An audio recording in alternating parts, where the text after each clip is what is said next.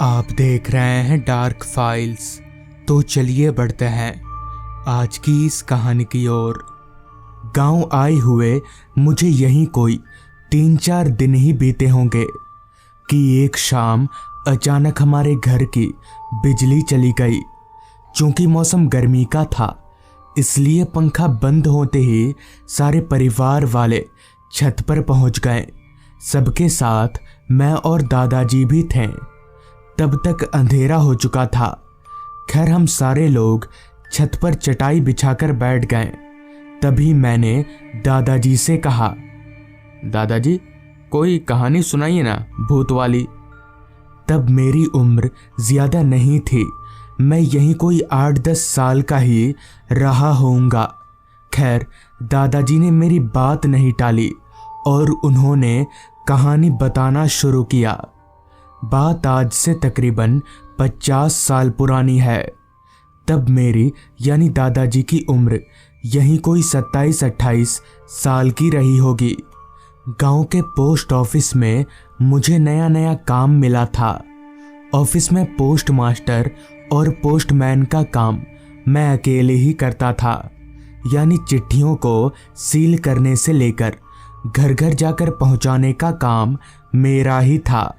हालांकि काम सुनने में जितना आसान लगता है उतना आसान है नहीं, क्योंकि उन दिनों मोबाइल फोन्स वगैरह नहीं हुआ करता था और अगर दूर किसी आदमी से बात करनी हो तो उसका एकमात्र साधन खत या यूं कहें तो चिट्ठी ही थी। एक शाम की बात है, उस दिन काम बहुत ज्यादा था और सभी चिट्ठियों को आज के आज ही पते पर पहुंचाना था। मगर सभी चिट्ठियों को सील करते करते कब रात के 7:45 बज गए पता ही नहीं चला। अमूमन इतने बजे तक मेरी ड्यूटी खत्म हो जाती थी, मगर आज ऊपर से ऑर्डर था कि सबको ओवर टाइम करना है, जिससे मुझे एक्स्ट्रा पैसे भी मिलेंगे। इसलिए मैं रुका नहीं और चुपचाप काम करता चला गया। रात के ठीक 8:30 बजे मैं सभी चिट्ठियों को सील करके साइकिल में एक थैले में भर कर निकल पड़ा चिट्ठियों को घर घर पहुंचाने। क्योंकि उन दिनों गांव में बिजली की कोई सुविधा नहीं थी, इसलिए मैंने अपनी साइकिल के हैंडल पर एक लालटेन लटकाया हुआ था, जिसकी रोशनी के कारण मुझे साइकिल चलाने में बहुत मदद मिल रही थी। गांव के रास्ते पर आदमी तो दूर, एक जानवर तलक भी नजर नहीं आ रहा था, जो कि उस जमाने में यानी आज से 50 साल पहले लाजमी ही था। उस समय के लोगों का मानना था कि रात हो जाने के बाद गांव में शैतानी आत्माएं भटकने लग जाती हैं। हालांकि मैं गांव वालों की बातों को नकारता भी नहीं था, मगर सरकारी काम होने के कारण मुझे कभी भी कहीं भी रात में जाना पड़ जाता था, क्योंकि अगर मैं नहीं गया तो मेरी नौकरी चली जाएगी। धीरे धीरे मैं एकाएक सभी चिट्ठियों को पते पर पहुंचाने लगा। कोई चिट्ठी मेरे गांव के करीब वाले गांव की थी तो कोई दूर के गांव की। सभी चिट्ठियों को ठिकाने पर पहुंचाते पहुंचाते कब रात के 9:15 बज गए पता ही नहीं चला। अब बस एक आखिरी चिट्ठी ही बची थी, जो कि मेरे यहाँ से तकरीबन 4 किलोमीटर की दूरी पर पहुंचाना था। पहले तो मैंने सोचा कि आज के लिए इतना काफ़ी है, ये चिट्ठी कल पहुंचा दूंगा। मगर फिर पता नहीं मेरे दिमाग में क्या आया, जो मैं उस चिट्ठी को पहुंचाने के लिए आगे बढ़ने लगा, और शायद यही मेरी सबसे बड़ी गलती थी। खैर वो गांव जहां मुझे उस आखिरी चिट्ठी को पहुंचाने जाना था, मैं उस गांव जाने वाले रास्ते पर आगे बढ़ने लगा। वो रास्ता उस पहले वाले रास्ते से भी ज्यादा सुनसान और खामोशी में डूबा हुआ था। उस रास्ते के अगल बगल सिर्फ जंगल ही जंगल थे। कुल मिलाकर रास्ते का नज़ारा बड़ा डरावना सा था। रात कीड़ों की आवाज़ें कानों में गूंज सी रही थी। खैर थोड़ी देर साइकिल चलाने के बाद मैं उस आखिरी चिट्ठी के ठिकाने पर पहुंचा। मैंने घर का दरवाज़ा खटखटाया तो एक बुजुर्ग से आदमी ने दरवाज़ा खोला। फिर मैंने उस बुजुर्ग आदमी को चिट्ठी पकड़ाई और वहां से जाने लगा। अभी मैं चलकर अपनी साइकिल के पास आया ही था कि तभी उस बुजुर्ग आदमी ने मुझसे कहा, बेटा किस रास्ते से आए तुम? मैंने उस बुजुर्ग आदमी को इशारा करके वो रास्ता बताया जिधर से मैं आया था।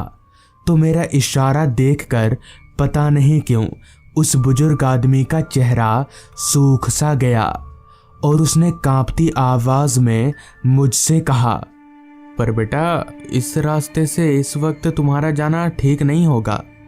वो रास्ता रात के लिए ठीक नहीं है। उस बुजुर्ग आदमी की बात सुनकर ही मैं समझ गया कि वो किस बारे में बात कर रहा है, जिस पर मैंने उस आदमी से कहा, अरे चाचा कोई बात नहीं है, मैं चला जाऊंगा। तो इस पर चाचा ने फिर कहा, ठीक है बेटा जाओ, पर एक काम करना, ये लालटेन मत बुझाना जब तक तुम घर ना पहुंच जाओ।